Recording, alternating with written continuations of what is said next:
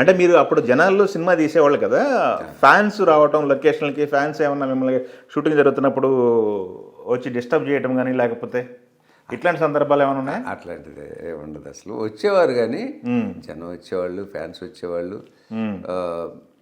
మామూలుగా కొంచెం బాలయ్య కొంచెం కంట్రోల్ చేసుకుంటాడు, అందరినీ సర్ది చెప్పి కొంచెం దూరంగా తనే ఆర్గనైజ్ చేస్తాడు. ఓ అవునా? సరే, అందరు మిగతా వాళ్ళు కూడా ఉంటారు కాబట్టి పెద్ద ఎప్పుడు మేము ఇబ్బంది పడాల షూటింగుల్లో. ఓకే.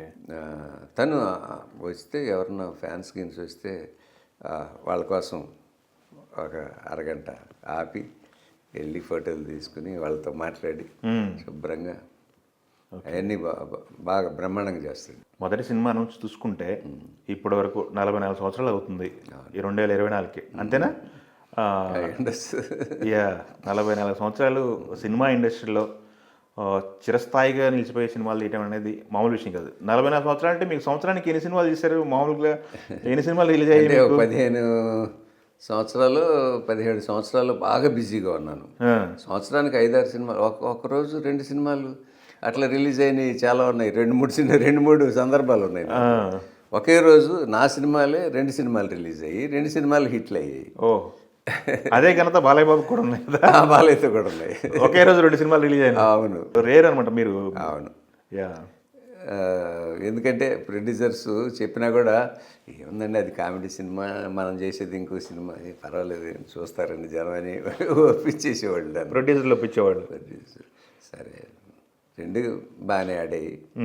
2 షిఫ్ట్లు 3 షిఫ్ట్లు పనిచేశారు కదా, ఆ సందర్భాల్లో మీకు కాస్త గిట్టుబాటు అయిందా? గిట్టుబాటు అంటే ఏది, ఈ రోజుల్లో మనం మాట్లాడుకున్నాం, ఒక డైరెక్టర్కి పార్ట్నర్షిప్ ఇస్తున్నారంట, ఒక డైరెక్టర్కి కోట్లంట, ఇన్ని కోట్లంట అని. అట్లా మాకు అంత లేదు, అంత గిట్టుబాటు అయ్యి అంతేమీ జరగలేదు. బట్ ఓకే, ఏదో అనుకున్నది.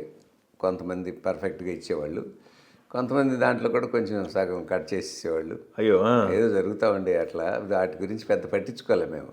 సినిమాలు, షూటింగ్లు, సక్సెస్లు, సినిమాని ఎంజాయ్ చేశారంటే ఎంజాయ్ చేసాం. సినిమా జర్నీ డబ్బు గురించి పెద్దగా పట్టించుకోలేదంటే ఇన్ ద సెన్స్ కరెక్ట్గా నాకు అప్పుడు పిల్లలు, చిన్న పిల్లలు ఎవరు పెద్ద అడిగి కలెక్ట్ చేసేవాళ్ళు లేరు. సో ఓకే, బాగానే ఉన్నాం. ఓకే, భగవంతుడి దయ వల్ల అందరి ఆశీస్సులతోటి. వైభవ్ కదా? వైభవ్ ప్రజెంట్ తమిళ ఇండస్ట్రీలో చేస్తున్నాడు, హీరోగా చేస్తున్నాడు. 4-5 సినిమాలు చేస్తున్నాడు, ఇప్పుడు షూటింగ్లో ఉన్నాయి. ఓకే. మా పెద్దబ్బాయి అనుకోకుండా క్యారెక్టర్ ఆర్టిస్ట్ అయ్యాడు. వాడికి అసలు ఇంట్రెస్ట్ లేదు. ఓకే. ఏదో ఒక ఫంక్షన్లో ఒక డైరెక్టర్ చూసి నా సినిమాలో క్యారెక్టర్ ఉంది చేయమని అడిగాడంట.